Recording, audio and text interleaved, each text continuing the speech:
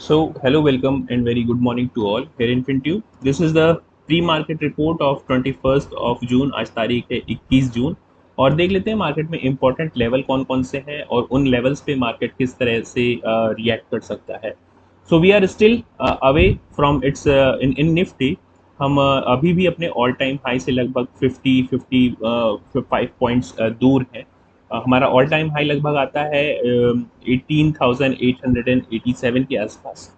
और अभी हमने जो क्लोजिंग दे रखी है कल की मार्केट में, एक अच्छा खासा हमें रिवर्सल मिला था from its bottom. Fin Nifty में स्पेशली वो बॉटम मिला था और काफ़ी अच्छे खासे पॉइंट्स कैप्चर करने की कोशिश की और उसमें we have also been successful there capturing almost 70-80 points, right. तो अभी यहाँ पे अगर देखा जाएगा मार्केट में कि किस तरह से मार्केट स्ट्रक्चर क्रिएटेड है, तो अगर आप देखेंगे कि ये 2 आवर वाली टाइम फ्रेम है, हम इसको कन्वर्ट करते हैं इन 15 मिनट टाइम फ्रेम.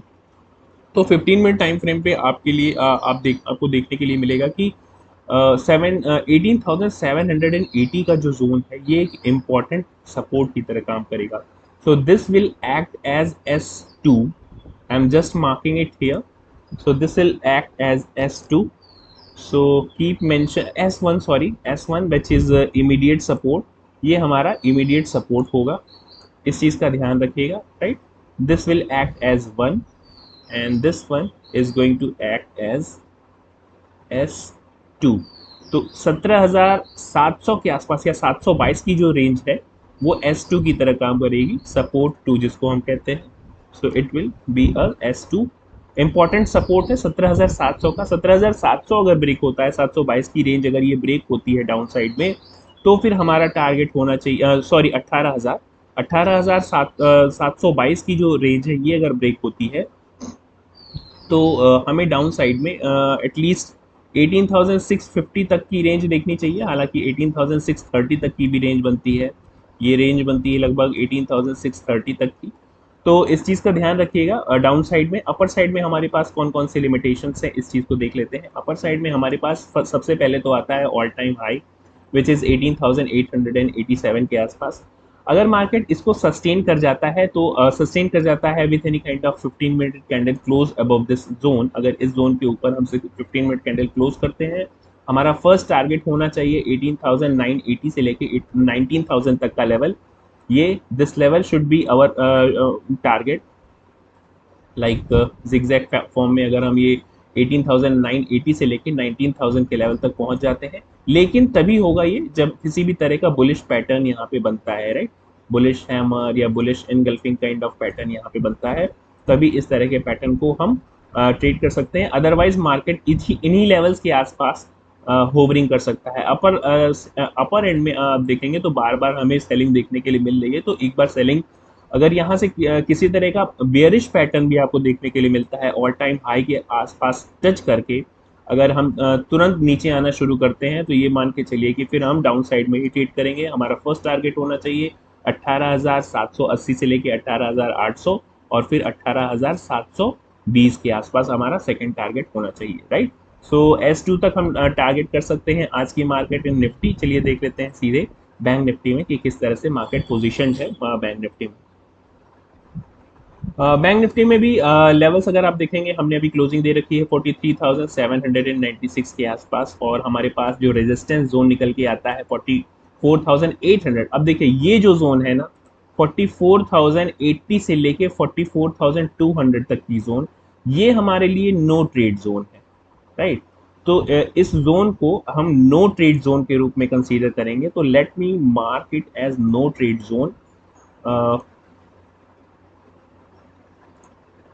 ये जोन काफी बड़ी है, दिख रही होगी आपको.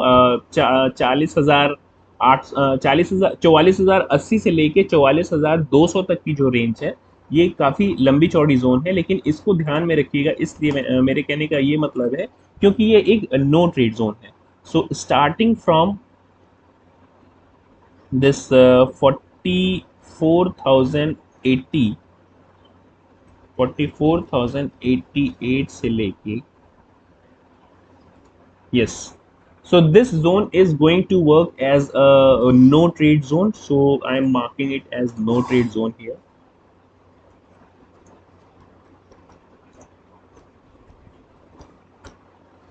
ये नो ट्रेड जोन है, रेजिस्टेंस की तरह भी काम करेगा और एक टारगेट की तरह भी काम कर सकता है। तो ये हमारा फर्स्ट टारगेट होना चाहिए अपर साइड में। अगर 44,200 के ऊपर अब निकलते हैं, देखिए अपर साइड में अब अगर हमें लॉन्ग जाना होगा, बाई साइड में जाना होगा, तो जब 44,200 के ऊपर किसी तरह के 15 मिनट कैंडल क्लोज होती है या किसी तरह का बुलिश पैटर्न बनता है, तब हमारा टारगेट होना चाहिए, फर्स्ट टारगेट शुड बी 44,500, और उसके ऊपर के टारगेट काफ़ी ऊपर जाएंगे, और क्योंकि हमारे पास रेजिस्टेंस पॉइंट नहीं है वहाँ पे, तो उसको हम बाद में देख लेंगे अपने मार्केट आवर्स में।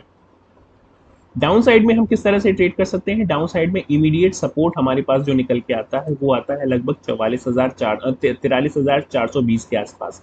This is going to act as S1, right? So let me mark it here S1। अगर इस S1 पे हमने सपोर्ट नहीं दिया और किसी भी तरह का बेयरिश पैटर्न देखने के मिला, या फिर 15 मिनट की कैंडल कोई इसके नीचे क्लोज होके फॉलो थ्रू देती है, तो हमारा टारगेट होना चाहिए 43,070 के आसपास। हमारा टारगेट होना चाहिए 43,070 या 77 के आसपास हमारा सेकंड टारगेट होना चाहिए, और विच कम्स अराउंड, जो कि इसके S2 के पास आता है। तो let me mark it here,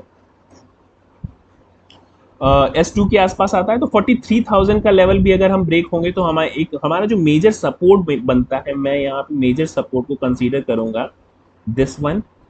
so this is S2 support to 42,980 के आसपास की जो जोन होगी, ये हमारे लिए मेजर सपोर्ट की तरह काम करेगी, राइट? यहाँ पे एक हल्का सा सपोर्ट हम जरूर ले सकते हैं, इस चीज़ का ध्यान रखिएगा, क्योंकि राउंड फिगर लेवल है, लेकिन अगर इसको ब्रेक करेगा तो हमें सपोर्ट लेना चाहिए 42,977 के आसपास की जो रेंज है यहाँ पे। S1 हमारा होगा, this S1 will be around